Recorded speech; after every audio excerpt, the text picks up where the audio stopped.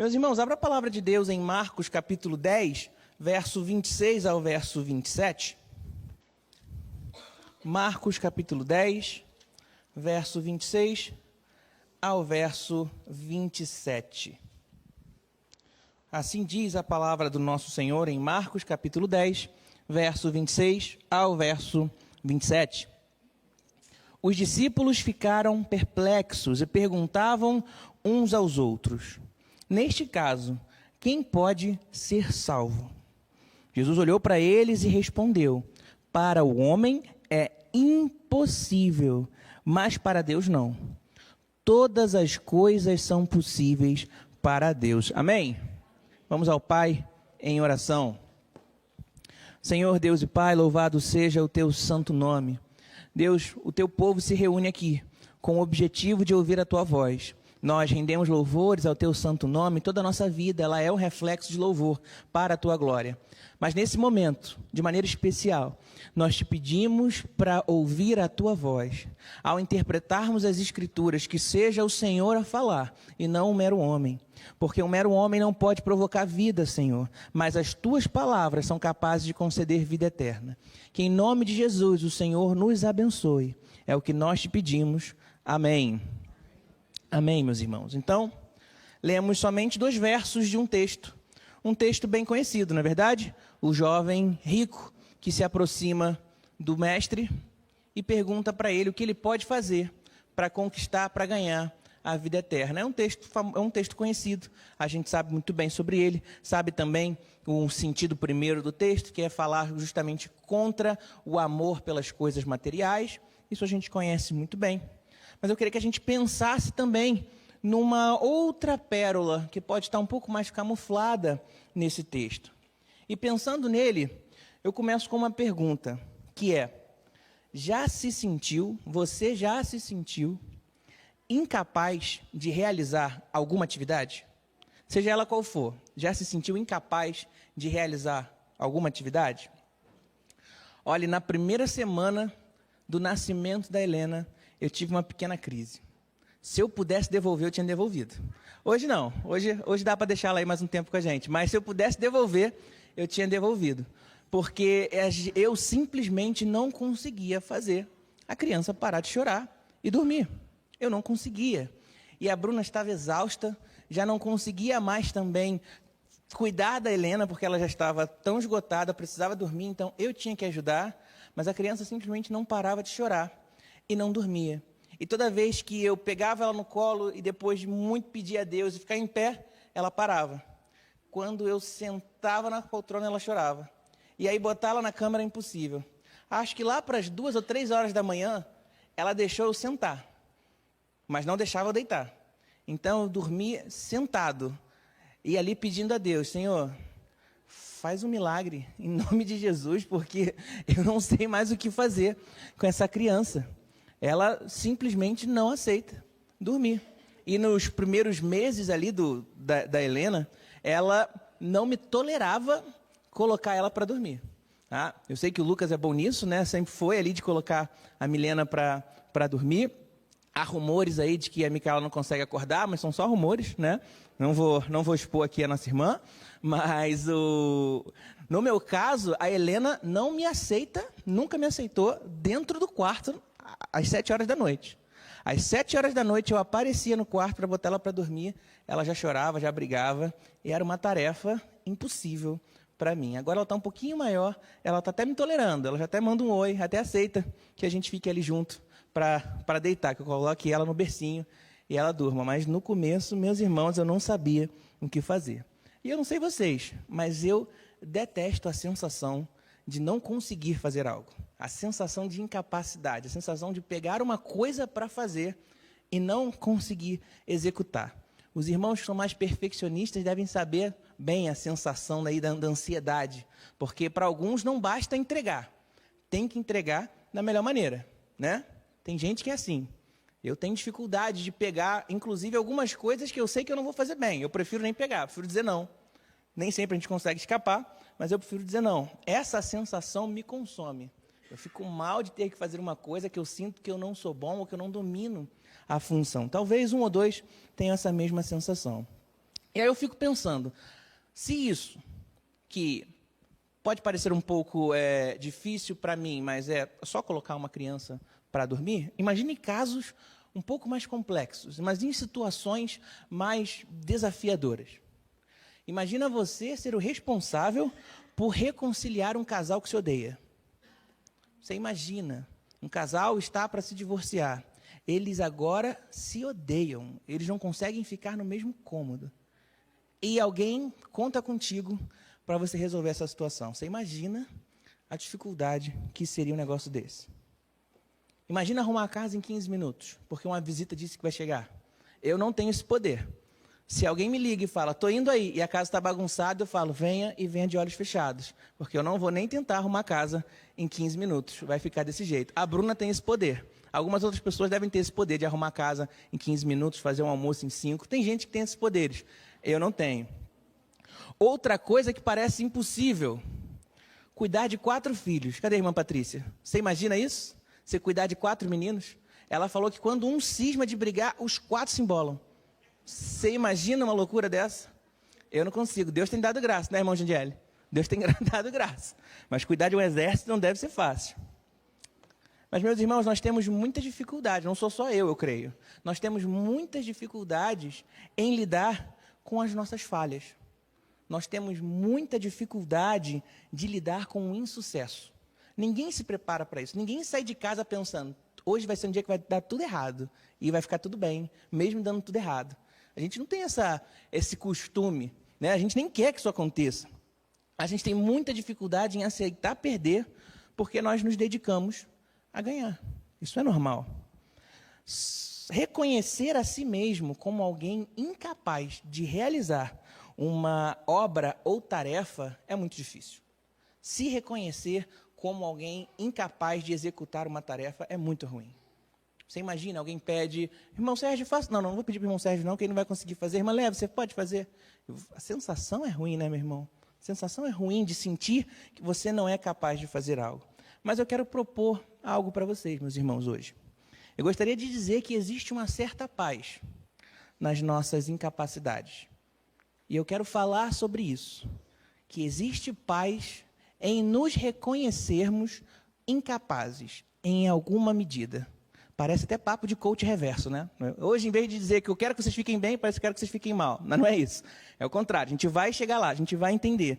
Existe uma certa paz em reconhecer a nossa própria incapacidade, principalmente num determinado aspecto. Mas vamos refletir, vamos olhar para o texto. É um texto muito conhecido. A gente sabe que esse jovem rico, ele se apresenta diante do Senhor. E ele tem alguns comportamentos que parecem interessantes, né? Ele é rico, ele corre até o Senhor, né? O judeu não corria, ele considera o ato de ir correndo, esbaforido até alguém, é um ato desonroso. Então, ele só caminha. Quanto mais velho um homem é, menos ele corre. Não só por causa da idade, mas é uma questão de respeito. Quem tem pressa é quem é novo, quem deve ir até ele. Mas esse jovem, ele corre até Jesus. Uma boa atitude. Ele chama Jesus de bom mestre. Jesus parece que não gosta dessa história. Ele fala, por que me chama de bom? Mas ele, de alguma forma, reconheceu Jesus como um mestre, como alguém bom, né? Outra qualidade que parece ser boa. E ele tem interesse em algo. Ele quer a vida eterna. Como é que eu faço para conseguir a vida eterna? Ele vai lá para conversar com Deus. A gente tem algumas coisas nesse texto que eu acho que nos chama a atenção e às vezes a gente pode se relacionar. A primeira delas é uma sensação falsa de sucesso. Esse jovem ele é tomado por um falso senso de sucesso, porque ele se aproxima de Cristo e diz, o que eu posso fazer para conquistar, para ganhar, para ter a vida eterna? E Jesus diz para ele algumas coisas. Ele fala alguns dos mandamentos. Não faça isso, não faça aquilo, não faça aquilo outro. E aí o rapaz diz o que para Cristo? Isso tudo eu já faço. Isso aí eu já estou bem. A gente tem um falso insucesso nesse texto. E por que a gente chama um falso sucesso? E por que a gente chama de falso? Porque quando a gente passa 2 páginas para frente, lá para Mateus 12, você acompanha aí comigo, no verso 28, Jesus vai resumir os 10 mandamentos. Marcos 12, verso 28.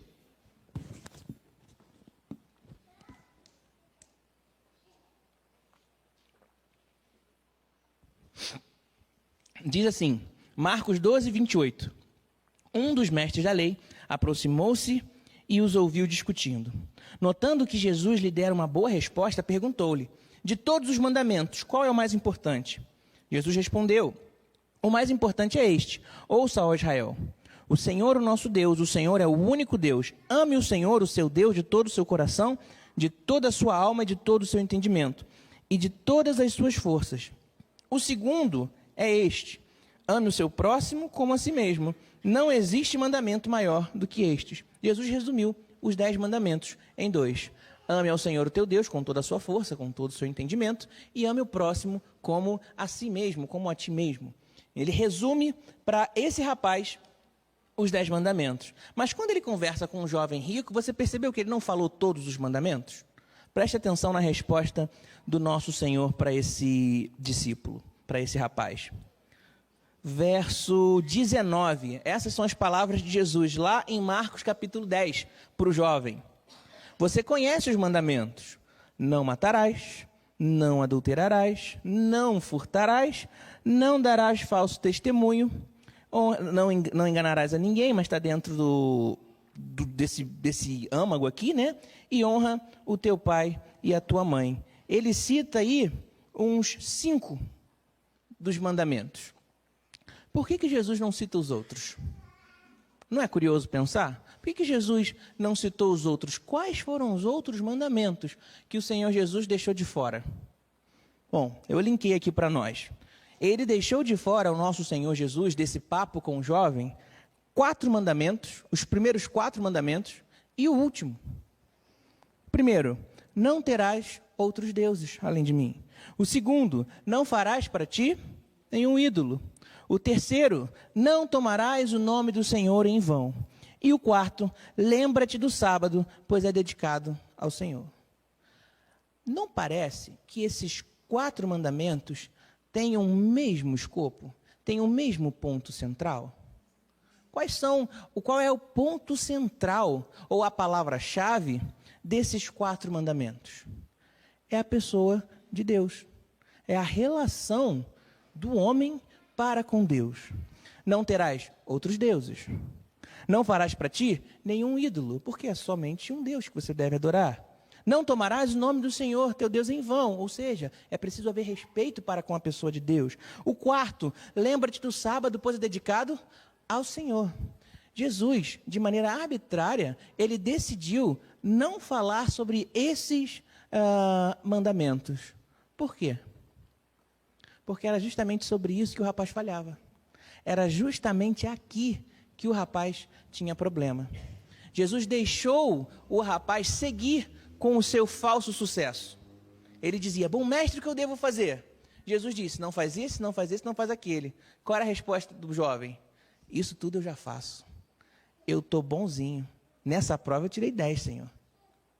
Jesus deixa de propósito alguns mandamentos passar, porque ele sabe quais são os problemas daquele jovem. Só que ele vai tratar um pouco mais à frente. O jovem não está esperando isso, mas ele vai ser questionado a respeito desses mandamentos, só que não confrontado de maneira declarada. Jesus vai confrontar esses outros 4 mandamentos, 5 com o último que eu vou ler, ele vai confrontar esse jovem um pouco mais à frente. Ele diz, no seu último mandamento, que o Senhor Jesus não disse para esse jovem, não cobiçarás. Então, os 4 mandamentos que o Senhor Jesus não pergunta para o jovem, diz respeito à relação do jovem para com Deus. O último mandamento, o 10º mandamento, não cobiçarás, o Senhor Jesus também faz questão de não falar. Por quê? Porque ele trata mais à frente. O texto diz que Jesus teve carinho pelo homem depois que ele disse tudo isso. Depois que ele disse, Senhor, eu estou tirando 10, eu estou com notão, isso tudo eu faço. Jesus diz para ele então faz agora o fácil. Se o mais difícil você faz o fácil. Só joga esses pesos que te atrapalham. Só joga fora tudo aquilo que desvia a tua atenção e me segue. Você deve lembrar que Jesus até chamou alguns discípulos de maneira especial para segui-los. E fez deles apóstolos. mas muitas pessoas queriam ter a oportunidade de seguir a Jesus, e Jesus não permitiu. A gente tem o caso do gadareno. O homem, ele é curado e ele diz para Jesus: mestre, deixa eu te seguir para onde quer que tu fores. Jesus diz para ele: não, fica aqui, divide com o povo o que eu fiz por você. Mas para esse jovem ele estendeu o privilégio de: então, só vende tudo, só doa tudo que você tem e me segue. E a gente vê que o rapaz, ele sai dali e não segue o conselho de Jesus. Então a gente tem um falso sucesso. Um rapazinho que foi confrontado nos seus mandamentos agora. Por quê? Naturalmente aquele rapaz já tinha um ídolo. Naturalmente aquele rapaz já tinha um Deus. Naturalmente ele poderia talvez até não invocar o nome do Senhor em vão, mas a sua atitude era uma ofensa contínua à pessoa de Deus. Por que eu digo isso? Porque toda adoração que não é sincera, não é santa e direcionada à pessoa de Deus, já é uma afronta à sua santidade. A gente às vezes esquece disso, mas um pecado, o menor que seja, ele é uma afronta à pessoa de Deus. E esse jovem tinha um coração dividido, isso é muito claro. E aqui, meus irmãos, logo depois da fala de Jesus para o jovem, a gente conhece a história. O jovem vai embora triste. E a gente descobre que ele vai embora triste porque ele tinha muitas posses. Aqui, meus irmãos, nós temos um exemplo de um morto-vivo. Se alguém diz que não tem morto-vivo na Bíblia, eu digo que tem, que é esse caso aqui. Aqui a gente vê a caminhada de um zumbi. Isso é raro. Tem um zumbi aqui. Porque o texto vai dizer no verso 22, diante disso, ele ficou abatido, afastou-se triste, porque tinha muitas riquezas. Augusto, o que isso tem a ver com zumbi ou morto-vivo, meu irmão? Você está bem? Você tomou o seu café? Está tudo certinho? Por que eu digo isso, meus irmãos? Porque aquele rapaz, ele tinha uma certeza. Ele precisava da vida eterna. Se ele precisa, pressupõe que ele não tinha, ou que ele compreendia que ele ainda não tinha alcançado. Então ele vai até Jesus e diz: como é que eu faço para ter? Jesus disse: faz isso. E ele vai embora. Ele conseguiu? Não. Essa é a caminhada mais triste que a gente pode ter na vida. Ele sabe do que queria, sabe do que precisaria fazer, mas ele não faz. Aquela caminhada é uma caminhada sem esperança. Esse momento que ele deixa a conversa com Jesus para se afastar, deve ter sido a pior sensação. E se ele talvez não tivesse esse entendimento, ele voltaria para conversar um pouco mais. Porque a partir do momento, ele caminha com a certeza de: eu não tenho salvação. Eu não terei a salvação. Eu acho que isso é o mais duro. Ele vai embora ciente disso. Eu não vou ganhar a salvação, porque eu não vou abrir mão daquilo que eu tenho. Ele poderia ter dito, jubilante: Senhor, que boa notícia, eu vou doar tudo agora. Mas ele não faz, ele caminha triste. Aqui a gente tem uma pessoa, isso é muito sério, nós temos uma pessoa ciente que caminha para o inferno, mas não vai mudar. Isso é muito grave. Ele está ciente de que ele poderia fazer algo a respeito, ele não fará. Ele continua a sua caminhada. Um caminho sem esperança. Se ele tivesse ficado talvez um pouco mais, ele teria ouvido a pergunta dos apóstolos, que esclareceria muita coisa. Porque os apóstolos se aproximam de Cristo depois que ele afirma: é muito difícil realmente um rico entrar no reino dos céus. E aí os discípulos, eles fazem uma pergunta. A pergunta é: quem pode ser salvo? E uma pergunta, meus irmãos, revela a sua intenção. A pergunta já deixa clara qual é o tipo de intenção que você tem. Por exemplo, irmão Augusto, que horas que vai acabar o culto?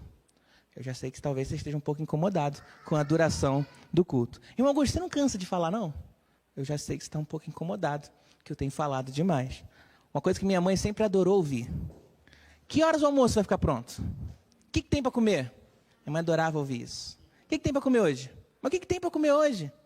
Ela já sabe o que eu quero. Ela sabe que eu estou incomodando ela com um pedido. Quem pode ser salvo? Essa é a pergunta. A natureza da pergunta dos discípulos revela o seu entendimento sobre aquela situação. Qual era o entendimento dos discípulos para aquela situação? Poxa, o rapaz que saiu daqui parecia aprovado.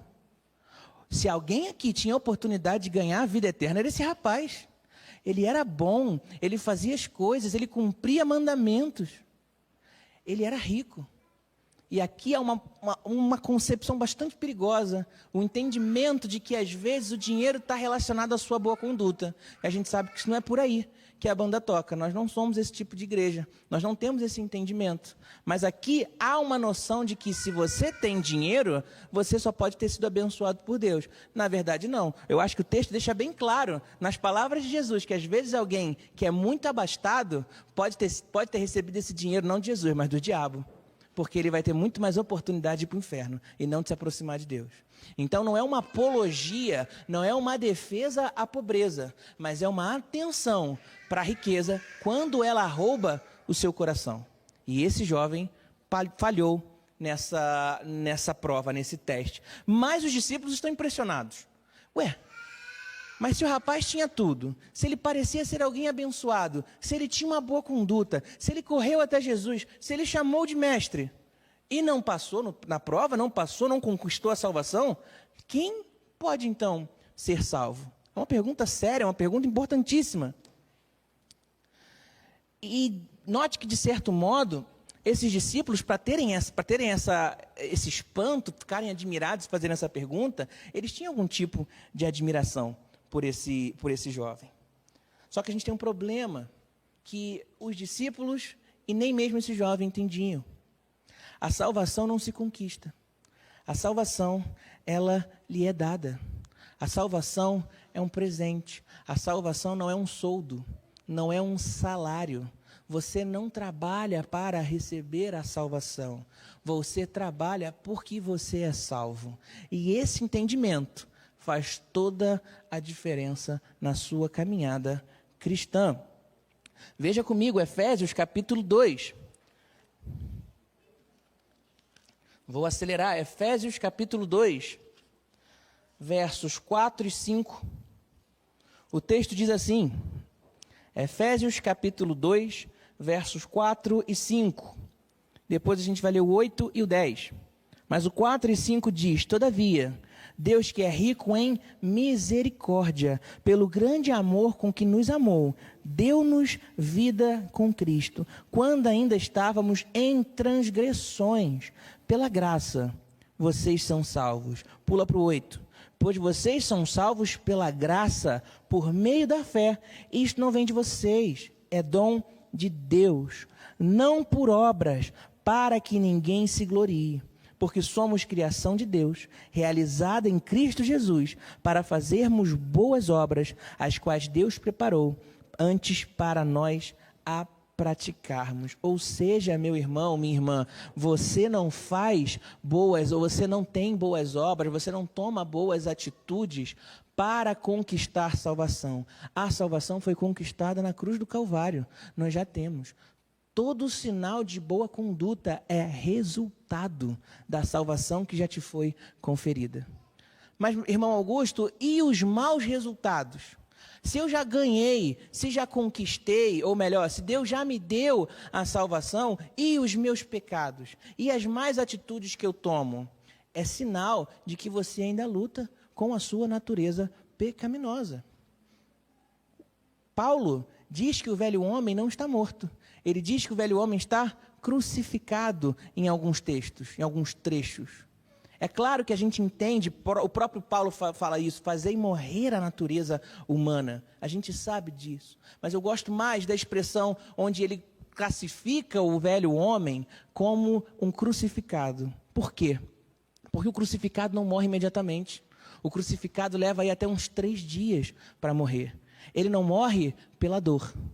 Ele não morre pelos ferimentos, ele morre pela falta de ar, porque é muito tempo, são 3 dias parado nessa posição. Os seus pulmões não aguentam aquela posição por muito tempo. E depois de 3 dias, mais ou menos, o seu pulmão desiste de respirar. Mas durante 3 dias você sofre. Porque Paulo, então, nos classifica o velho homem como um crucificado. Porque ele ainda está falando no nosso ouvido. A natureza é nova em Cristo Jesus, mas a gente ainda consegue ouvir. Você lembra lá que numa das passagens do Novo Testamento, eu não vou lembrar qual dos evangelhos agora, mas um dos ladrões tem tempo para debochar de Jesus? O camarada está crucificado junto com Cristo, mas ele ainda consegue ficar, mas tu não era o Cristo? Tira a gente daqui. Tu não era o bom? Tira a gente daqui. Como é que alguém ferido ainda tem energia para debochar de alguém? Porque a crucificação, ela é um processo lento e cruel, mas ela leva tempo até ela fazer efeitos. Então aquele homem ainda teve tempo bastante para debochar. Graças a Deus há um outro ladrão que tem tempo bastante para pedir perdão, em forma de uma frase de reconhecimento da salvação que só há em Cristo Jesus. Ele diz, lembra-te de mim, quando o Senhor entrar no paraíso. Aqui, meus irmãos, a gente percebe que a natureza, ela ainda grita. Os nossos pecados falam muito alto. Às vezes, eles até nos vencem e a gente comete os pecados. Mas isso nada tem a ver com a sua salvação.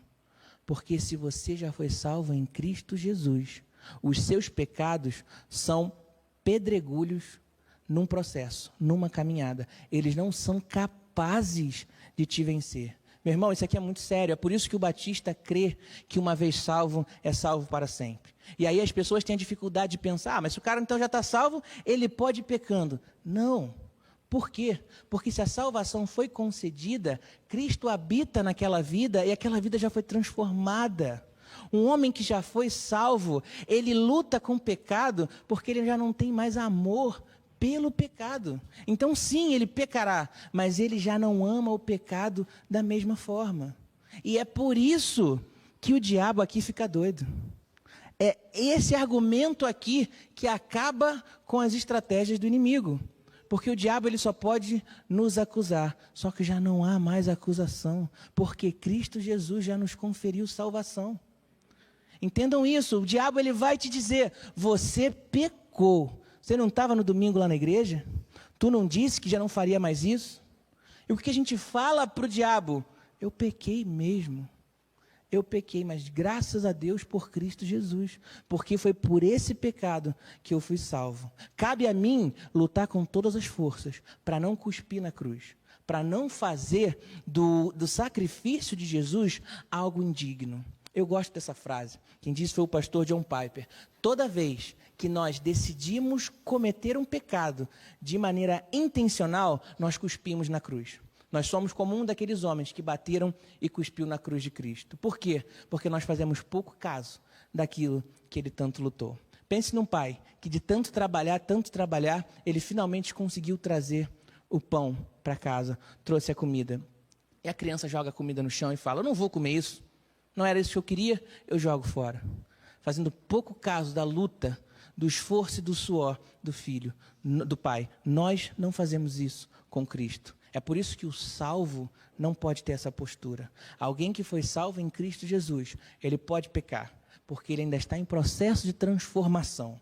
A santidade ele é um progresso. Ontem você não era tão santo, hoje você é. Em nome de Jesus, amanhã você será mais santo ainda. O processo de santidade ele é progressivo. Porém, a gente não caminha pensando, já que Jesus já me pagou o meu preço, eu posso pegar à vontade. Esse entendimento ele é claramente do demônio. Quem tem essa estrutura de pensamento não conhece Jesus ainda. Pode até ter ouvido falar sobre ele, mas não conhece Jesus. O salvo, ele olha para o resultado da cruz com alegria. Porque ele entende que o diabo já não pode mais alcançá-lo. E isso é muito poderoso, meus irmãos. O diabo já não pode mais nos alcançar diante desse resultado. Então a gente chega nas aplicações finais, meus irmãos. A gente já chega então no fim dessa nossa mensagem. Se Cristo nos garantiu a salvação. Um momento.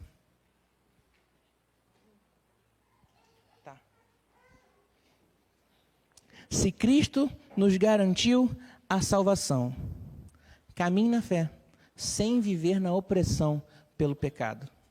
Meus irmãos, lutem contra o pecado. É claro que a gente não vai fazer pouco caso do pecado, mas ele já não nos oprime mais. Uma das maiores armadilhas do diabo é fazer você pensar que você está tão envergonhado do seu próprio pecado que você não vai orar hoje.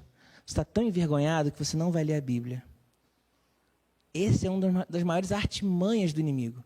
Te dizer, olha, se você reconhece o quão pecador você é, você não pode entrar diante de Deus assim. Então nem ora. É impossível alguém que fez isso que você acabou de fazer, você querer dobrar o joelho e ler a Bíblia. Isso é uma seta do diabo. Mas é justamente ao contrário, porque Cristo na cruz nos garantiu esse acesso. Se esse bilhete tivesse que ser comprado por mim, a gente nunca compraria. Mas Cristo nos garantiu. Então, diante do pecado, olhe para ele pelo que ele é. Uma pedra na sua caminhada. Em nome de Jesus, você não vai tropeçar mais. E se cair numa outra pedra, em nome de Jesus, você vai se levantar e caminhar novamente. Aquela pedra não tem poder de te parar. Se Cristo nos garantiu a salvação, desfrute da salvação com alegria. Meus irmãos, se já não há mais condenação, por que o nosso semblante é entristecido? Tem cristãos que falam do evangelho mais como se ele fosse um peso, do que como se ele fosse uma alegria. Alguém te diz, vamos na balada hoje, meu amigo, vamos na balada, vamos beber? Não posso, eu sou crente. Quem que vai querer ser crente com esse teu comportamento, meu irmão? É preciso ser feliz em Cristo Jesus pelo que ele fez. Você não deve olhar para o pecador e pensar, putz, eu já não posso mais fazer como ele faz. É o pecador que deve te olhar e pensar, como eu faço para obter essa alegria? Como eu faço para conquistar isso? Como eu faço? É o contrário, ele que deve te olhar e pensar, como eu consigo obter tamanha alegria? Se Cristo nos garantiu salvação, vive em alegria, meu irmão. Pense nisso. Que esse seja o fruto, ou melhor, que esse seja o seu combustível, para que você caminhe com alegria. E por fim, se Cristo nos garantiu a salvação, louve ao Senhor por ter lhe dado algo que você não seria capaz de conquistar. Quando eu comecei a estudar a Bíblia, alguém me deu um conselho para poder interpretar as Escrituras, porque é difícil. A gente precisa da exegese para poder entender os textos no grego, precisa da hermenêutica para entender qual é o sentido colocado por detrás daquele texto e a implicação que ele pode trazer.